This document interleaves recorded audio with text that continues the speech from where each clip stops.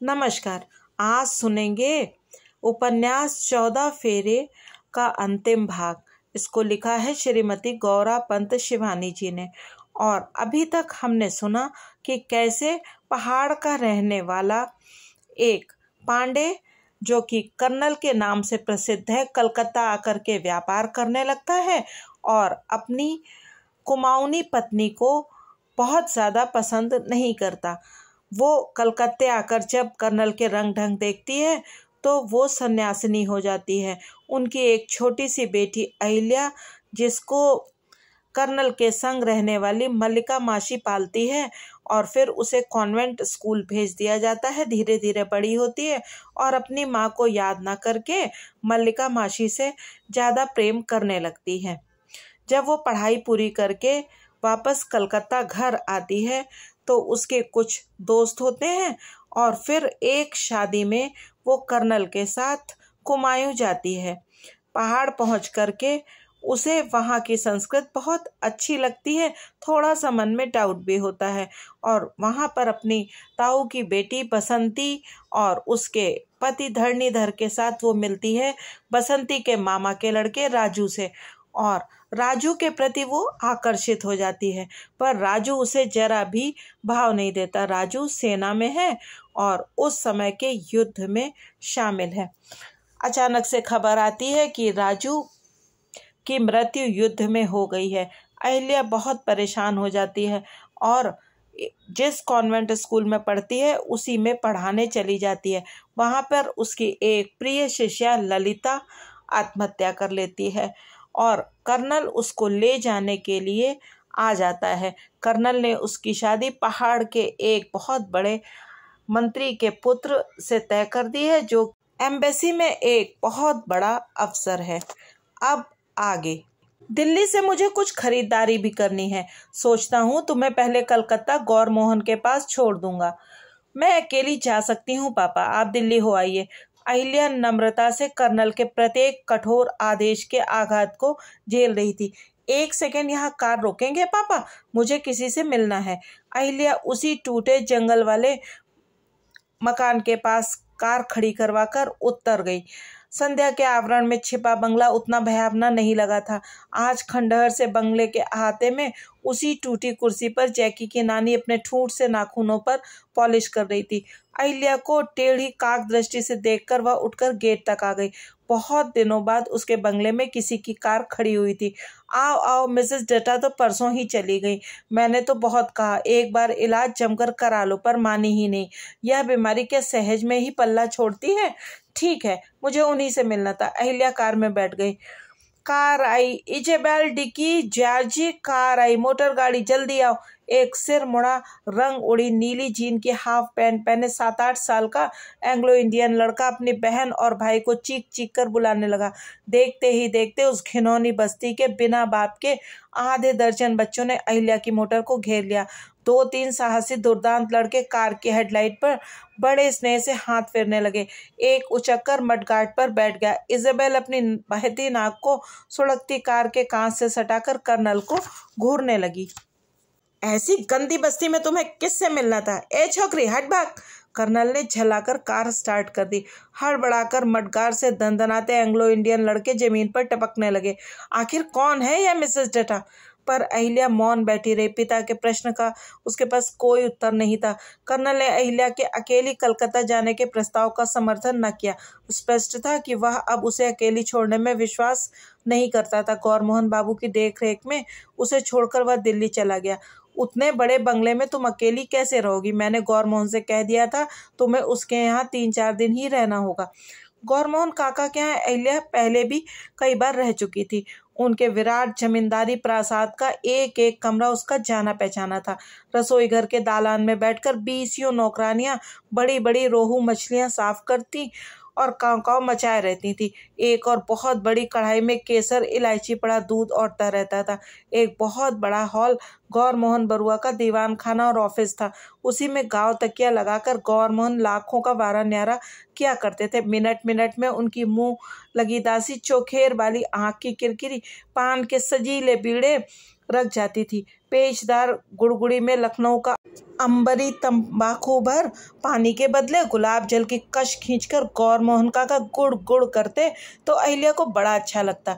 पर अब उनकी जमींदारी के वैभव का सूर्य अस्त प्राय था। बड़े रसोई घर का चूल्हा तोड़ ताड़ कर पार्टीशन डाल 2 कमरे निकाल दिए गए थे। उसी में एक और किचन और बाथरूम बनाकर फ्लैट नुमा रूप देकर उसे किराए पर उठा दिया गया था। पुराने नौकर दरबान सब हटा दिए गए थे। दीवान खाने में एक बड़ी सी बिलियर्ड टेबल अब भी कोने में पड़ी थी, पर गौर मोहन बाबू के फिरंगी दोगले नाती नातनियों ने उसका कपड़ा चीर चार कर एकाकार कर दिया था। दुलाल उन दिनों पिता के पास ही कुछ दिन के लिए चला आया था और उसी व्यक्ति की उपस्थिति से दूर रहना चाहती थी अहिल्या। पिता से चाबी लेकर वह सीधे नंदी ही पहुंच गई। नोनीवाला को चांदी का टी सेट चुराते कर्नल ने रंगे हाथों पकड़ लिया था। इसी से उसे उसके दरबान सहित छुट्टी दे दी गई थी। पुराने महाराज बटलर और माली को छोड़कर बंगले में कोई भी नहीं था। एकांत 2 मंजिले कमरे में पहुंचकर अहिल्या को बड़ी शांति मिली। 3-4 दिन बाद कर्नल लौट आया। उसके विवाह का आयोजन उसने बड़े आडंबर सहित आरंभ कर दिया था। थोड़े दिनों में सोना अप्राप्य हो जाएगा, इसी से कुछ गोल्ड बार खरीद लाया हूँ। सोने की कई लंबी लंबी छड़ें उसने सूटकेस से निकालकर बिस्तर पर डाल दी। यह स्टड का सेट मेरा एक मित्र हांगकांग से स्मगल कर लाया था। सोचा सर्वेश्वर डिप्लोमेट आदमी है, ऐसी चीजों की कदर करेगा। काली मखमली डिबिया से हीरे के बटन जुगनू से चमकने लगे। वहीं का कुछ सिल्क और जॉर्जेट भी मिल गया है। खेमचंदानी बड़े काम का आदमी है। उसकी लड़की हांगकांग, मलाया, सिंगापुर जाती रहती है, उसी से सामान मंगवाया करता है। यह जॉर्जेट तुम अपने लिए रख लो, तुम्हारी ससुराल में यह सब नहीं पसंद करेंगी। पहाड़ी औरतों की पसंद को मैं खूब पहचानता हूँ। व्यंग से अचानक कर्नल का स्वर तीखा हो गया। वे तो साड़ियाँ हाथ में लेकर उसका रेशम तौलेंगी। उनके लिए यहीं से रेशमी साड़ियाँ खरीद लेंगे। कई बैजनी, गुलाबी और धानी फूल सी हल्की साड़ियाँ उसने उठाकर अहिल्या की ओर डाल दी। एक चीज और मिली है। उसने अपनी आवाज एकदम अवरोह की सीढ़ियों पर उतार दी। कह रहा था कि 4000 की खरीद है। नैनीताल में किसी रानी ने मिट्टी के मोल बेच दिए थे। खेमचंदानी हाल ही में नैनीताल गया था, वहीं किसी क्लब में सुना ऐसा काम चलाऊ नीलाम होता रहता है। किसी तरह बेच नहीं रहा था, पर मेरा दोस्त है। जब मैंने कहा कि मेरी लड़की की शादी है तो कहने लगा अच्छा ले लो, जैसी तुम्हारी लड़की वैसी मेरी। 4000 के बदले मैंने 5000 दे दिए, पर चीज भी तो ऐसी ही है। सूटकेस की एक चोर जेब से कर्नल ने एक और डिबिया निकालकर उसका बटन दबा दिया। हीरे के कर्णफूलों की अनुपम जोड़ी निकालकर उसने हथेली पर रख ली। अभी बहुत सा गहना तेरी माँ का भी बैंक में पड़ा है, निकलवा कर देखना होगा। फर्नीचर के लिए मैंने खेतान फर्नीचर्स को कहा था, पर सर्वेश्वर बड़ा स्पष्टवादी है। उसने मुझे लिखा है कि वह प्रायः ही एम्बेसी में रहेगा, वहाँ उसे इन सब चीज़ों की आवश्यकता नहीं रहेगी। कहता है आपको यदि शिष्टाचार बरतना ही है तो स्टील का फर्नीचर ही दीजिएगा। सोच रहा हूँ स्पेशल ऑर्डर देकर बनवा लूँ।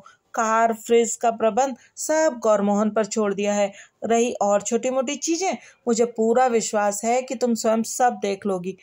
कटक के किसी प्रसिद्ध सुनार की माहवारी मोटे वेतन पर कर्नल एक प्रकार से बुरके में बंद करके रखता था। रात रात को वह पिछवाड़े के अंधेरे कमरे में 100 वाट का बल्ब जलाकर बेटी के विवाह के गहने गढ़ता था। गोल्ड कंट्रोल को छलने के लिए कर्नल के पास एक से बढ़कर एक साधन थे। पूरी कोठी की कलर स्कीम बदली जा रही थी। शांति निकेतन के एक किसी छात्र को बुलाकर पूरा बरामदा टेराकोटा किया जा रहा था। हर छत को पीले, गुलाबी और आसमानी स्प्रे वर्क से रंग दिया गया था। जयपुर के कारीगर लॉन में शिव की एक भव्य मूर्ति के निर्माण में व्यस्त थे। ज्यों ज्यों विवाह की तिथि निकट आ रही थी, कर्नल का उत्साह बढ़ता जा रहा था।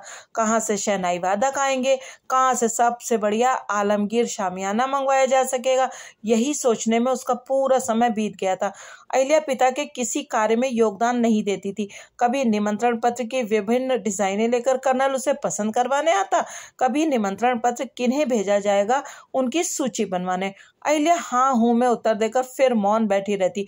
कर्नल पुत्री की उदासीनता देखकर बुरी तरह झुंझला उठता। हद है, सिवाय हाँ हूं के तुम्हें कुछ नहीं कहना है। एक सर्वेश्वर है, पराया लड़का है, फिर भी हफ्ते में 3-4 चिट्ठियां लिखकर मुझे गाइड करता रहता है। और एक अपनी औलाद है, अभी से पराई हो गई है। विवाह के थोड़े से दिन रह गए थे। जनवासे का प्रबंध कर्नल के कॉर्डन में प्राय हो चुका था। बारातियों के लिए 3 प्रकार के भोजन का मेन्यू तैयार कर टाइप कर दिया गया था। एक लिस्ट कुमायूं के शिखा सूत्र का विशेष ध्यान रखने वाले पांडे पंत जोशियों के लिए थी। पूड़ी, कचौड़ी, रायता, चोखे आलू, अचार, मुरब्बा आदि। दूसरे उनसे कुछ कम आचार विचार के बारातियों के लिए। और तीसरे प्रकार के भोजन की व्यवस्था थी एकदम साहबी बारातियों के लिए। तंदूरी मुर्ग से लेकर चंडू खाने की सुव्यवस्था अहमद को सौंप कर भी कर्नल निश्चिंत नहीं हो सका। रंगीन आतिशबाजियों के लिए कलकत्ता सदा से प्रसिद्ध रहा है, पर कर्नल सब चीजें सर्वथा मौलिक चाहता था। एटम बम और रंगीन मेहताब में भी कुछ कलात्मक नवीन प्रयोग के आदेश देकर उसने 300 की आतिशबाजियां ही बनवा ली। खेमचंदानी ने अपने विदेशी आसों का स्मगल किया, पूरा खजाना लाकर उसके चरणों में समर्पित कर दिया। बड़े बड़े नक्काशीदार 2 पलंगों को मखमली तोशक और रेशमी रजाइयों से लादकर उसने एक कमरे में सजा दिया। बड़ी कठिनता से वह रूठी सुभद्रा को मना कराने के लिए राजी कर पाया। दद्दा स्वयं सुभद्रा को लेकर 15 को पहुंच रहे थे। तीनों भतीजे भी आ रहे थे। अहिल्या के मामा मामी को उसने केवल शिष्टाचार के नाते पत्र लिखकर न्योता दिया था। उन सबके आने के पूर्व वह उन्हें अपने वैभव और सुरुचि का परिचय देने को व्याकुल हो उठा। उसकी प्रभुता का मद उसे रह रहकर उकसा रहा था। कन्यादान के कमरे में नित्य बिजली के तेज बल्ब लटकाकर वह स्वयं मुग्ध होकर अपनी पुत्री के दहेज को देखता रहता। एक कोने से लेकर दूसरे कोने तक असंख्य उपहार जगमगा उठते, फिर भी उसे तृप्ति नहीं थी। अहिल्या बसंती और धरणीधर के पत्र की प्रतीक्षा में वेहल हुई जा रही थी। बसंती नहीं आई तो वह क्या करेगी? अभी तक तो उसे यह नहीं लग रहा था कि उसके विवाह की तिथि सिर पर चढ़ी चली आ रही है।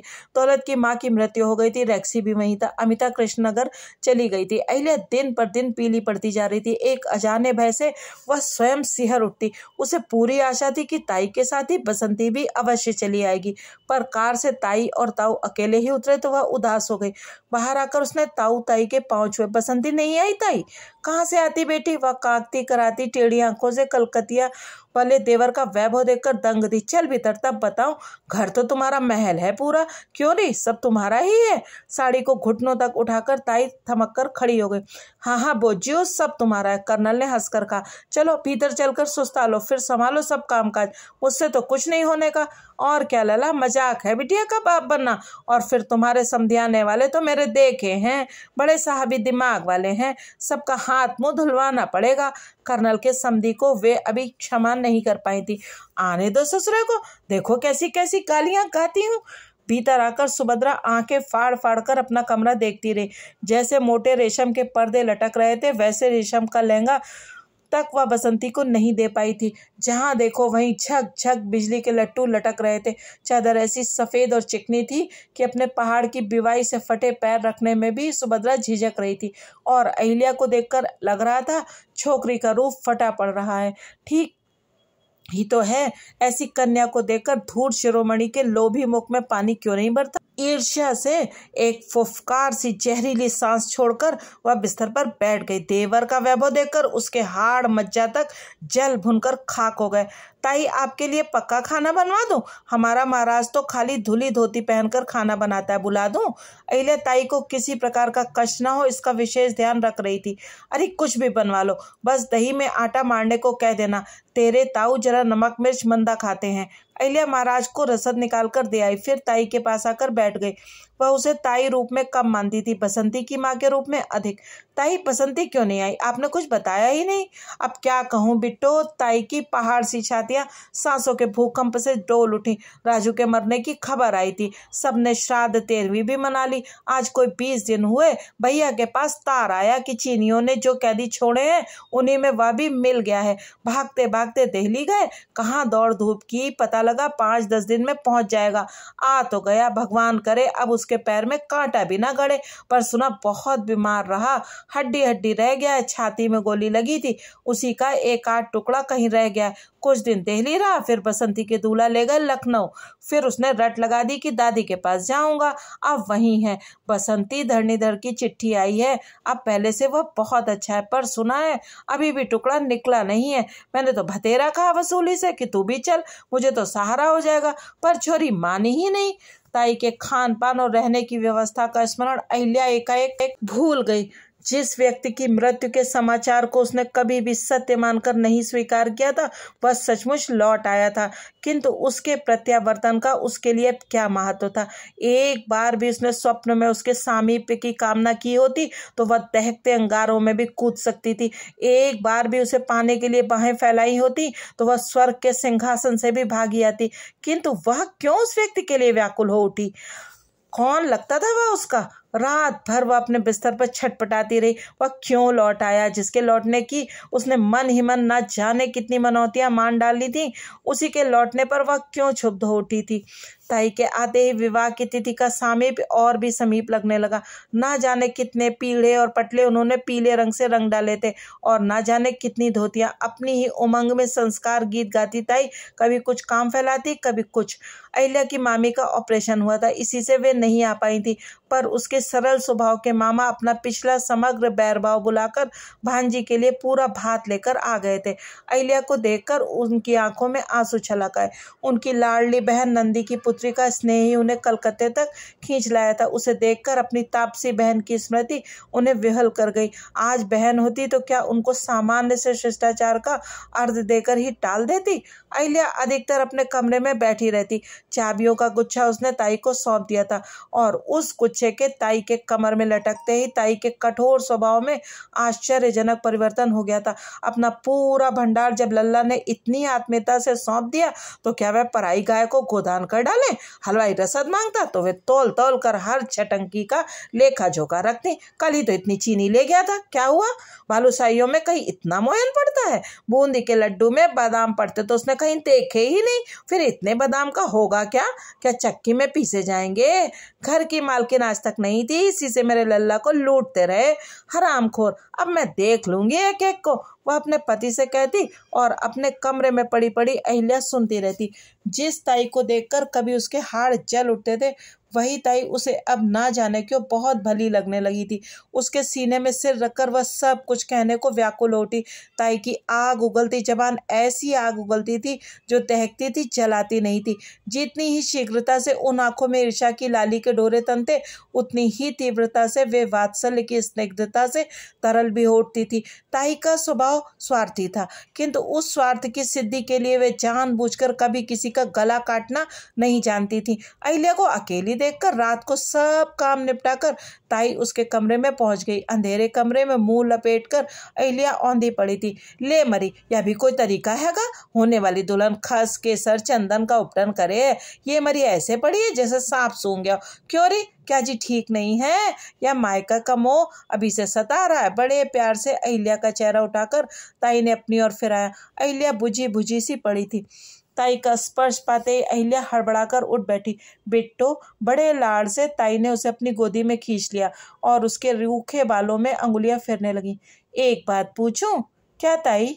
देख बिट्टो, जैसे मेरी बसुली ऐसी तू, सच बताना इस शादी से क्या खुश नहीं है? अहिल्या झूठ नहीं बोल सकी। अपनी आंखों को पलंग की पाटी पर गड़ाए चुप रहे। ताई को उसका मनचाहा उत्तर मिल गया। एक लंबी सांस खींचकर उन्होंने बम गोला फिर फेंका। हमारी वसूली के रिश्ते की बात इनसे चली थी। सुना लड़के को वसूली पसंद भी थी, पर इन्हें रिश्ते से अधिक चिंता थी पोटली की। जानते थे कि क्या पिद्दी का झोल, क्या हमारी हैसियत थी, क्या हम दे पाते। कई दिनों तक अल्लाह फला कहते हमको टहलाते रहे और एक दिन टके सा जवाब दे दिया। खैर, ईश्वर तुझे सुखी रखे, एक बेटी नहीं तो दूसरी सही। पर तुझे देखकर तो मैं हैरान हूँ, इतना दुख किस बात का ले लिया रे तूने। शादी ठहरने पर तो लड़कियां फुरमती फिरती हैं। कुछ नहीं ताई। अहिल्या आंख उठाकर ताई की ओर नहीं देख पा रही थी। वसूली की चिट्ठी आई है आज। अब तो राजू पहले से बहुत अच्छा है, कमरे में थोड़ा बहुत चल फिर भी लेता है। अम्मा का अभी भी वही हाल है। सुना तेरी ही रट लगाए हैं कि मेरी बहू को बुला दो। बेटा तो आ गया, बहू भाग गई। न जाने कहाँ से उसे वह सनक लग गई। एक गहरी सांस खींचकर सुभद्रा ने कुशल मनोवैज्ञानिक की दृष्टि से अहिल्या को बीन दिया। उसका चेहरा देखकर संशय के लिए कोई स्थान नहीं रहा। धरणीधर ठीक कह रहा था। उसकी अपनी लड़की तो बम भोलेनाथ थी, पर दामाद था हीरे का टुकड़ा। कलकत्ते से लौटते ही राजू का चीनियों की कैद में होने का समाचार आया तो धरणीधर ने कहा, अम्मा जी आप अभी भी हमारी साली जू से राजू के रिश्ते की बात चलाइए। सर्वेश्वर जाए फाड़ में। एक ही बदनामी तो होगी कि लगा लगाया रिश्ता तोड़ दिया। मैं आपको लिख कर देता हूँ कि अगर हमारी सालीजियों ने इस रिश्ते को नामंजूर किया तो मैं अपनी मूछें मुड़वा दूंगा। वसूली छोकरी ने हंसी मजाक में यह कहकर बात उड़ा दी थी। हाय राम, मूछों में एक बाल नहीं और मुड़वाएंगे क्या खाक पत्थर? इतना अच्छा लड़का कक्का को मिला है और कैसी घर फुक्का राय दे रहे हैं। ठीक ही कह रहा था धरणीधर, आखिर डॉक्टर आदमी है, दिन रात चीर फाड़ कर आदमियों के दिल फेफड़े देखता रहता है। राजू का नाम लेते ही छोकरी कैसी लाल पड़ रही थी, जैसे ब्याह की दुल्हन हो। अहिल्या ताई ने अपना अमोघ अस्त्र चलाया। सच सच बताना बिट्टो, मैं तेरी माँ से बढ़कर हूँ। राजू से तेरा ब्याह कर दिया जाए तो कैसा हो? अहिल्या को जैसे बिजली का तार छू गया। नहीं ताई, कैसी बात कर रही हो? वह प्रस्ताव मात्र से सिहर गई। निमंत्रण पत्रों में सर्वेश्वर के साथ उसका नाम गूंथकर मुंशी जी ना जाने कितनों को कहाँ कहाँ भेज चुके थे। सर्वेश्वर की भेजी पन्ने की अंगूठी की सील मोहर उसकी अंगुली पर कब की लग चुकी थी। तीसरे दिन उसकी बारात पार्टी कलकत्ता पहुंच रही थी। ना जाने कितने ट्रंक कॉल आ चुके थे। किस स्टेशन पर उन्हें सुबह की चाय मिलेगी, कहाँ पर राजा जलपान करेंगे, उनके विदेशी मित्रों के लिए क्या विशेष प्रबंध होगा, आदि आदि। अहिल्या बेटी, ताई अचानक उठ गई। मन का मेल ना हो तो शादी ब्याह जिंदगी भर का पाप है। अपनी माँ को देख, आज अभागी होती तो क्या ना चाहने पर भी तुझे जिस किसी के गले ढोल सा बांध दिया जाता। धरणीधर ने मुझसे कहा था, अम्मा अहिल्या को यहाँ भेज देना, फिर मैं निबट लूंगा। पर तू क्या मोम कांच की गुड़िया है जो जहाँ चाहे गोदी में उठाकर ले जाए? पर मैं तो कहती हूँ अभी भी कुछ नहीं बिगड़ा है। 3 दिन में आदमी चाहने पर आजकल 7 समुंदर पार भी उड़ सकता है। देख पिट्ठो, ताई ने अपनी भूदर सी देह को अहिल्या के पास सटा लिया। मेरे पास कुछ रुपए धरे हैं, तो कल चुपचाप चली जा। एक बार तेरे फेरे फिर जाएंगे, फिर क्या डर? बदनामी होगी यही ना, होने दे। इस ऊंचे ब्राह्मण कुल में जाकर किसी बहू की आज तक बदनामी नहीं हुई। तू चली जा, मैं सब भुगत लूंगी। नहीं नहीं ताई, नहीं नहीं। अहिल्या के हृदय की दुर्बलता उसके अंग अंग में व्याप्त हो गई। ताई लौ स्तंभ सी अडिग खड़ी नहीं। पगली लड़की, जब तू ही नहीं ताई नहीं नहीं ताई नहीं करती रहेगी तो फिर किसे हिम्मत रहेगी? तू सोचती होगी कि ताई को कुछ पता नहीं। अरे ऐसी भोली नहीं है ताई। तू क्या सोचती है मैं सर्वेश्वर के साथ तेरे फेरे देखने आई थी? पीड़े रंगती थी, मिठाई बनवाती थी और बार बार मेरा मन यही कहता था, सुभद्दो यह बयान नहीं होने का। जो काम हाथ में लूं उसी में दाई आंख फड़ के कभी मरी नाक छींकों से फटी पड़े। ले उठा, हाथ मुंह धो और ले ये रुपए संभाल। अपने बाप की बेटी होगी तो कल इस घर में तुझे ना देखूं। दूसरे दिन अहिल्या चाय की मेज पर नहीं आई। क्या बात है, अहिल्या नहीं है आज? कर्नल ने कहा तो ताई बोली, सुबह कहीं घूमने चली गई। लल्ला कह रही थी किसी सहेली से मिलने जाना है। दिन भर कर्नल शामियाना, बैंड और शहनाई की उलझनों में उलझा रहा। दिन डूबे घर लौटा तो सुभद्रा बरामदे में बैठी जोर जोर से रोने लगी। क्या हो गया बोचियो, खैरियत तो है? घबराकर कर्नल जमीन पर ही बैठ गया। यह देखो, तुमसे हमेशा कहती थी लल्ला, लड़कियों को बहुत पढ़ाना ठीक नहीं है। अब क्या मुंह दिखाओगे समधी को? कुर्सी पर बूथ से बैठे पति की गोद से गुड़ी मुड़ी एक चिट्ठी उठाकर सुभद्रा ने कर्नल की ओर फेंक दी। धीरे धीरे बोझू कर्नल नजदीक आकर बोला, कुली सब तुम्हें ही देख रहे हैं। कब तक गू ढकोगे लल्ला? छोकरी ने तो तुम्हारी मुझे नीची कर दी। सुभद्रा रोती सुबकती जा रही थी। अहिल्या की ही चिट्ठी थी। पापा मुझे क्षमा करें, मैं किसी भी तरह इस विवाह के लिए अपने चित्त को राजी नहीं कर पा रही हूँ। मुझे ढूंढने की कोई चेष्टा ना करें। अहिल्या। पहले कुछ देर तक कर्नल क्रोध से बौखला गया। कनपटियों पर उसका बढ़ता हुआ रक्तचाप अपने कड़े हथौड़े चलाने लगा। वह क्या करेगा? बारात चल पड़ी होगी। समधी को, सर्वेश्वर को वह क्या कहकर समझाएगा? अहिल्या को कहाँ कहाँ ढूंढे? वह बंगलौर भी भाग सकती थी। अपनी माँ के पास एक बार हो आई थी, क्या पता वहीं चली गई हो। जैसे भी हो पहले बारात रोकनी होगी। बोझू वह ट्रंक कॉल करने गया। फोन किया तो सर्वेश्वर ही मिला। बड़े मौके से आपका फोन आया, आपने थोड़ी देर में किया होता तो हम चल पड़ते। कहिए क्या आ गया है? बस हम चल ही रहे हैं। उत्साह और आनंद फोन की स्वर लहरों में स्पष्ट गूंज रहा था। यही कह रहा था कि अगर हो सके तो अभी ना चलो, इस ट्रेन से नहीं। कर्नल का हाथ बुरी तरह कांप रहा था। कहते क्या है? रिजर्वेशन हो चुका है। मेरे सारे विदेशी मित्र, बाबूजी सब यहीं पर खड़े मेरा इंतजार कर रहे हैं। क्यों, इस ट्रेन से आने में आपको कैसी आपत्ति है? भावी जमाता का उग्र स्वर फोन पर और भी उग्र लग रहा था। किसी भी ट्रेन से मुझे कोई आपत्ति नहीं थी, पर अहिल्या एक चिट्ठी लिखकर सहसा कहीं चली गई है। मुझे नहीं, उसे इस विवाह में आपत्ति है। एक बार जाने पर वह सहज में नहीं लौटेगी। मैं उसे जानता हूँ। लग रहा था कर्नल फोन पर ही जोर से रो पड़ेगा। पुत्र के हाथ से इसी बीच पिता ने रिसीवर छीन लिया। क्या बात है पांडे जी? उनकी अदृश्य तीखी मुझे सहसा फोन के आले से निकलकर कर्नल को छेद गई। कर्नल एक बार फिर सकपका गया। मेरी लड़की आज सुबह से नहीं लौटी, कहीं घूमने गई थी, एक चिट्ठी छोड़ गई है, वह व्यवहार नहीं करेगी। अच्छा? शिरोमणि का स्वर खाल सर्प सा फुफकार उठा। कुएं, बावड़ी, तालाब सब में कांटा डलवा दिया? ना हो तो अपनी बंगालिन रखैल से पूछिए, क्या पता उसी ने अपने आंचल में छिपा लिया हो। रिसीवर पटाकर कर्नल धड़धड़ाता अपने कमरे में चला गया। भड़ाक से द्वार भिड़ाकर उसने बोतल निकाल ली। आज पीकर ही वह अपने को खत्म कर लेगा। पिता की मृत्यु का समाचार पाकर जब छोकरी लौटेगी तो चिता की भस्म भी नहीं पाएगी, पर बुलाने से ही क्या मौत आ जाती है।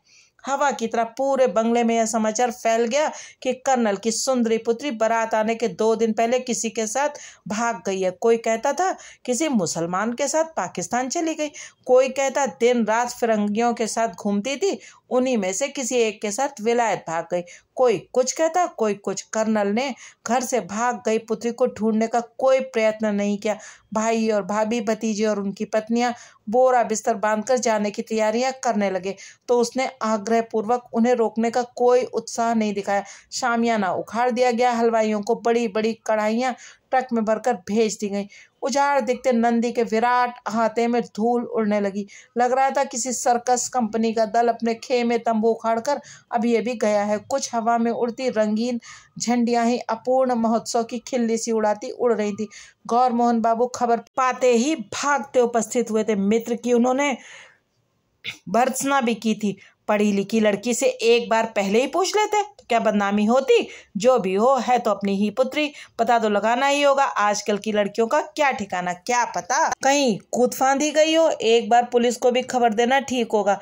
पर कर्नल ने मित्र की एक बात का भी उत्तर न दिया। अहिल्या उनके लिए मर चुकी थी। यदि उसे विवाह नहीं करना था तो पानी की बात रुपया बहाते पिता को रोका क्यों नहीं। एकदम ही वह किसका सहारा पाकर भड़क गई। जहां तक उन्हें ज्ञात था, अहिल्या की किसी छिछोरे युवक से घनिष्ठता नहीं थी। सर्वेश्वर के विषय में उनके पास एक गुमनाम चिट्ठी अवश्य आई थी कि सर्वेश्वर एक बार किसी एंग्लो इंडियन एयर होस्टेस के चक्कर में पड़ गया था और गहरी रकम देकर उसके पिता ने उस लड़की से उसका पीछा छुड़वाया था। आदि आदि पत्र के साथ उस सुंदरी एयर होस्टेस का एक चित्र भी संलग्न था, पर उस पत्र के अहिल्या के हाथ में पड़ने का प्रश्न ही नहीं उठता था। स्वयं अपने हाथों से पत्र के टुकड़े टुकड़े कर कर्नल ने आग में जला दिया था। हाल ही में उस एयर होस्टेस की किसी हवाई दुर्घटना में मृत्यु का समाचार पढ़ वह और भी निश्चिंत हो गया था। क्या पता उसी गुमनाम व्यक्ति ने एक पत्र अहिल्या के नाम भी भेज दिया हो। जो भी हो, वह अहिल्या को क्षमा करने के पक्ष में नहीं था। मकान को बेच बाच कर वह गौर मोहन का कर्ज अदा कर देगा और मलाया की ओर चल देगा। अहिल्या ना भागी होती तो आज का दिन कितने उत्साह का होता। वह मन ही मन सोच रहा था। गोधूली बेला में शहनाई की गूंज से नंदी के ओर छोर गूंज रहे होते। शहनाई वादक ने पीलू की करुण स्वर लहली कर्नल को बजाकर भी सुनाई थी। पूरे बंगले में नीली बत्तियों की झक झक फैल रही होती। सेहरा और केसरिया पाक संभालता राजकुंवर सा सर्वेश्वर कार से उतरता। खिड़की से द्वार पर बंधा एक तोरण अभी भी झूम रहा था। उसे उतारना शायद मुंशी जी के कारिंदे भूल गए थे। लाल रेशमी कपड़े में लिपटे गोटे किनारीदार नारियल पर चिपकी हरी लाल पन्नियां रह रहकर फरफरा रही थी। कलात्मक गेट पर लिपटी जंगली लताएं और हरी हरी पत्तियां मुरझाने लगी थी। एक मोटा सा मझले कद का व्यक्ति अपनी विराट तोंद को खुजलाता मुंशी जी को अपना हिसाब किताब समझा रहा था।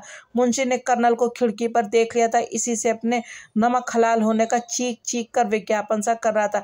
हद है बोस बाबू, बिटिया की शादी हुई होती तो मैं साहब से आपके नाम की बात कहता, पर जब शादी ही नहीं हुई तो आप ही बताइए किस मुंह से कहूँ। गुस्से में भरभरा कर कर्नल बाहर निकल आया। क्या बात है, दे क्यों नहीं देते इसका इनाम।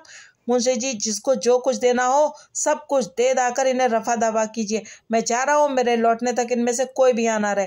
गहरे से स्वयं ही कार निकालकर कर्नल दंदनाता बाहर निकल गया।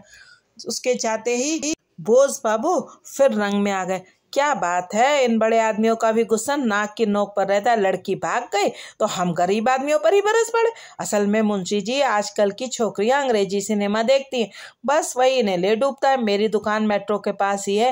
रोज देखता था कर्नल साहब की बिटिया चली आ रही है, कभी साथ में कोई गोरा साहब है, कभी कोई और। पर एक बात है मुंशी जी, जो मजा अंग्रेजी फिल्म देखने में है वह हिंदी बंगला में नहीं। बोस बाबू आराम कुर्सी खींचकर बड़े आराम से लेट गए। क्या बॉडी होती इन अंग्रेज मेमो की। एक पिक्चर हमने भी देखी थी, एलिजाबेथ टेलर थी मुंशी जी उसमें। अब क्या बताएं तुम्हें, कमर थी कि मुट्ठी में भर लो। सच 70 वर्ष के मुंशी जी की आंखों में होली का अबीर गुलाल छलक आया। अब के ससुर हम भी देखेंगे। मुंशी जी ने पान की डिबिया निकाली।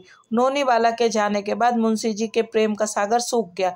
लो प्यारे पान खाओ, मगई खाता हूँ, बस एक यही शौक है। मुंशी जी ने बड़ी अदा से चुटकी भर जर्दा मुंह में भरा और पी गुलगुलाने लगे। ऐसा तो मत कहो मुंशी जी, शौक तो तुम्हें और भी थे। किसी तरह ननी को फिर बुलाओ मुंशी जी, जब से गई बंगला सूना हो गया है। बोस बाबू के मिष्ठान से ही मुंशी जी की कृष्ण कली रस सिंचित होकर पुष्ट बनी थी। अब क्या आएगी? मुंशी जी ने एक लंबी सांस खींचकर दोनों हाथ सिर के पीछे बांध लिए और शून्य दृष्टि से आकाश की ओर देखकर कहने लगे, सुना उसी दरबान से शादी वादी करने वाली है। छपरा जिला में उसकी कुछ बीघा जमीन थी, उसी का बड़ा गुमान था ससुर को। देखो भगवान ने चाहा तो उससे भी आला ननी वाला आएगी, पर दूसरी नोनी लाने का स्वप्न अधूरा ही रहा। दूसरे दिन कर्नल से मिलने गौर मोहन बाबू आए तो वह मलाया जा चुका था। तीसरे दिन की यात्रा ने अहिल्या की सारी शक्ति निचोड़ दी थी। पहाड़ के लंबे विचित्र घुमावदार मोड़ों से उसका माथा चकराने लगा था। बस ने उसे बसंती के ननिहाल के गांव की सीमा पर उतार दिया तो वह कुछ देर तक दुविधा में ही खड़ी रही। जिस दुस्साह से वह घर से भागकर चली आई थी, वह धीरे धीरे कपूर की सुगंध की भांति उड़ता जा रहा था। जी में आ रहा था कि लौट जाए। बसंती क्या कहेगी? जीजा जी और स्वयं राजू, विवाह के दिन पिता की प्रतिष्ठा को धूल में मिलाकर भागने वाली झक्की लड़की, जिसे दिखा दिखा कर लोग कहेंगे यही है कर्नल साहब की पुत्री। विवाह के दिन घर से भाग गई। समाज से, आत्मीय स्वजनों से दूर भाग जाने की इच्छा तीव्रतर होते ही उसके आंखों के आगे नंदी का तापसी चेहरा तैर गया। अभी तक इतनी सीधी सी बात उसके दिमाग में क्यों नहीं आई? रात भर वह नुक्कड़ की चाय की दुकान पर सो रहेगी और पौ फटते ही चल पड़ेगी। एक बार आश्रम में पहुंचने पर फिर उससे कोई चिंता नहीं रहेगी। जहाँ के पावन वातावरण में उसकी माँ के दग्ध हृदय को शांति मिली थी, वहीं वह भी अपना मुंह छिपा लेगी। तेजी से कदम बढ़ाती वह पहाड़ों की परिक्रमा सी करती चली जा रही थी। ओहो साली जियो, मान गए हम तुम्हारी चाल को। घंटे भर से हम बस स्टैंड पर इंतजार करते रहे, पर हो तो आखिर ब्याह की दुल्हन। लगता है घूंघट निकाल कर हमारी आंखों में धूल झोंक गई। धरणीधर ने ना जाने कहां से कूदकर उसके दोनों हाथ पकड़ लिए।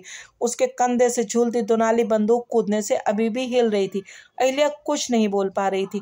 अपनी बड़ी बड़ी आंखों से धरणीधर के उत्फुल्ल चेहरे पर नजरें टिकाए अवाक खड़ी थी। क्यों, क्या पहचान नहीं रही हो साली जो? आपको कैसे पता था कि मैं आ जा रही हूँ? अहिल्या ने ऐसे लहजे में पूछा जैसे वह प्रश्न धरणीधर से नहीं स्वयं अपने से ही पूछ रही हो। हमारी सास जी ने तार कर दिया था। अच्छा चलो, अब बातें फिर होंगी। बसंती को मैंने कुछ नहीं बतलाया, शिकार का बहाना बनाकर ही निकल आया था। नहीं जीजा जी, मैं वहां नहीं जाऊंगी, आपके पैरों पड़ती हूँ, मुझे आश्रम जाने दीजिए। अहिल्या ने गिड़गिड़ाकर हाथ छुड़ाने की चेष्टा की। वाह जी वाह! धरणीधर ने अपनी मजबूत पकड़ की हथकड़ियों में अहिल्या को कस लिया। आश्रम जाओगी? खूब कही। विवाह का लग्न 9 बजे का है, 8 बज गए हैं। अभी तुम्हें घर पहुंचाकर कुबड़े पांडे को लेने जाना है। अहिल्या उसकी पहली समझ ही नहीं पा रही थी, पर गहरे जल में बहते तिनके की भांति वह बहती चली जा रही थी। बसंती की ननिहाल के द्वार पर पहुंचते ही धरणीधर ने हाक लगाई, बसंती द्वार खोलो। बहादुर को पिछले महीने बाग ले गया, इसी से फिलहाल बसंती ही चौकीदारी कर रही है। मिट्टी का तेल भी आजकल इस गांव में अप्राप्य है, शायद टॉर्च ढूंढ रही होगी।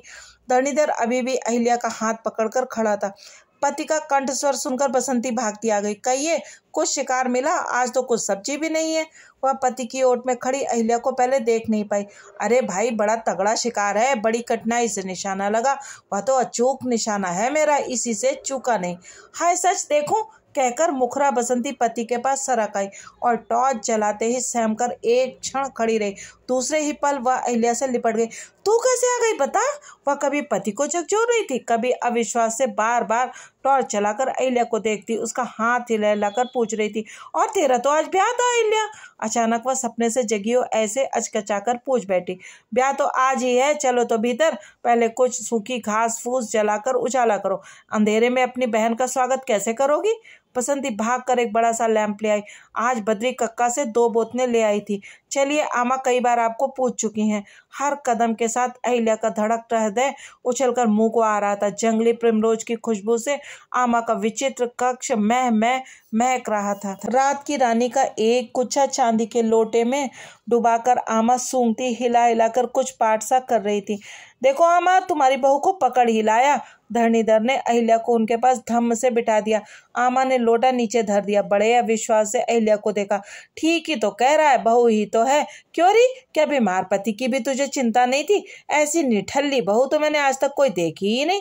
मायका किसको प्यारा नहीं होता। मुझे क्या नेपाल की याद नहीं आती? मेरा रामरो नेपाल, रामरो नेपाल, मेरे सुंदर नेपाल, कहती वे फिर हिल हिलकर विचित्र भाषा में अहिल्या को फटकारने लगी। ओ तुम्हारी लिंग्विस्टिक आमा फिर मूड में आ गई। राजू कहाँ है बसंती? ऊपर छज्जे पर कुछ पढ़ रहे थे, बुला लाऊं? बसंती उठ गई। नहीं, तुम जरा मेरे साथ बाहर चलो। भोली पत्नी को ऐसी बातें कम समझ में आती थी। अपने नए षड्यंत्र में उसे बसंती के ही सहयोग की विशेष आवश्यकता थी। देखो, मैं कुबड़े पांडे को पीठ पर लेकर आता हूँ। इतनी रात को घोड़ा मिलेगा नहीं। तुम अभी राजू से कुछ मत कहना। इसी लगन में अहिल्या को बांधना होगा। हाय राम, कैसे बांधना होगा? क्या कह रहे हैं आप? बसंती कुछ भी नहीं समझी। अपने मूर्खतापूर्ण प्रश्न से उसने अपने पति को खिजा दिया।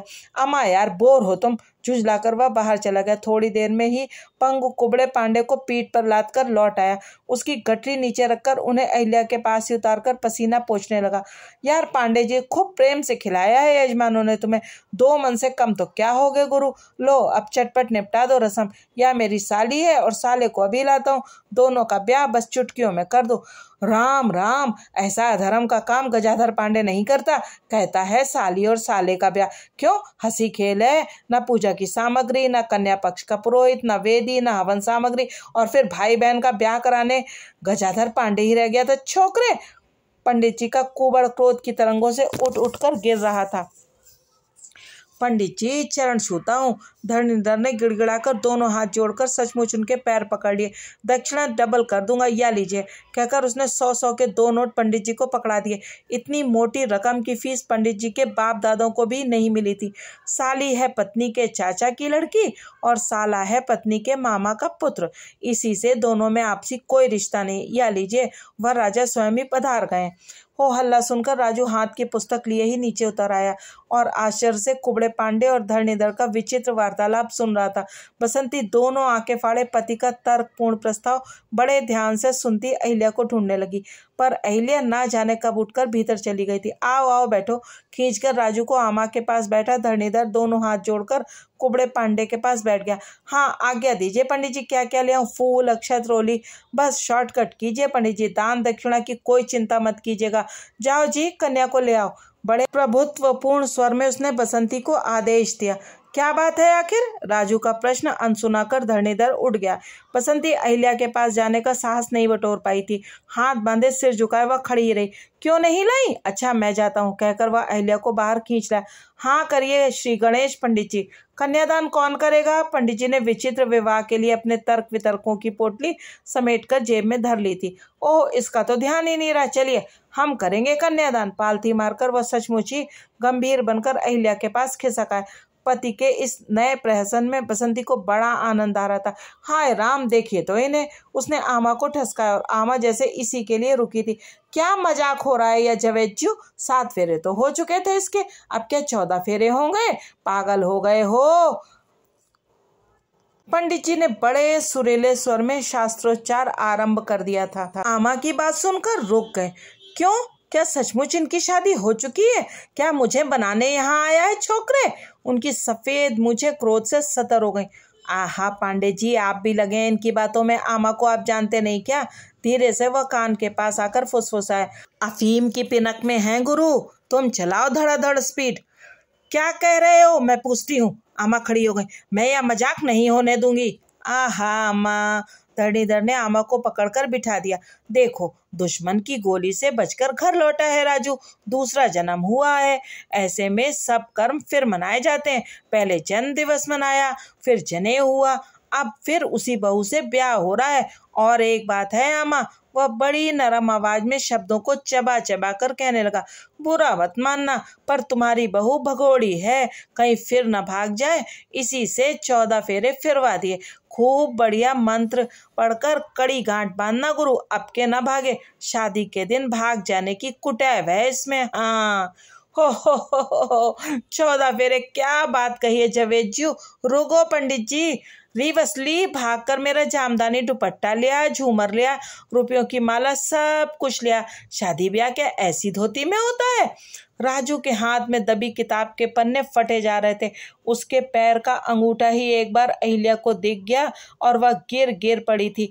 बहुत दिनों से बंद बक्स में जंग लगे ताले खोलकर बसंती आमा का लाल बनारसी दुपट्टा ले आई। अहिल्या को अपने हाथों से गहनों से सजाकर आमा ने लाल दुपट्टे का घूंघट खींच दिया। बत्ती जलाओ ना, सब झाड़ फानुस जला दो। आज तो ईश्वर ने ही बत्ती जला दी है मालकिन, लो, कहकर मद्दा ने सब खिड़कियां खोल दी। पूर्णिमा की थाल भर चांदनी पूरे कमरे में फैल गई। शुभ्र ललाट पर लटके झूमर के मोती चांदनी में चमक उठे। पांडे जी के संस्कृत के श्लोकों की आवृत्ति के बीच आमा एक बार फिर ठठाकर हंस पड़ी। क्या बात कह गए जवेजू, 14 फेरे लगने पर बहू नहीं भागेगी। आमा का राशीभूत अट्टहास संस्कृत के मधुर विवाह मंत्रों के बीच रह रहकर गूंजने लगा। 14 फेरे। 14 फेरे। तो यह था श्रीमती गौरा पंत शिवानी द्वारा लिखे गए उपन्यास 14 फेरे का अंतिम भाग। अब आगे मिलेंगे किसी और नई कथा के साथ। अगर आपको ये उपन्यास अच्छा लगा है तो कृपया इस चैनल को सब्सक्राइब अवश्य कीजिए और लाइक भी कीजिए। आप सब लोग अगर लाइक का बटन दबा देंगे तो मुझे बहुत अच्छा लगेगा और उससे मुझे बहुत प्रेरणा मिलेगी। इसके साथ ही साथ चैनल को कृपया सब्सक्राइब भी करिए। बहुत बहुत धन्यवाद।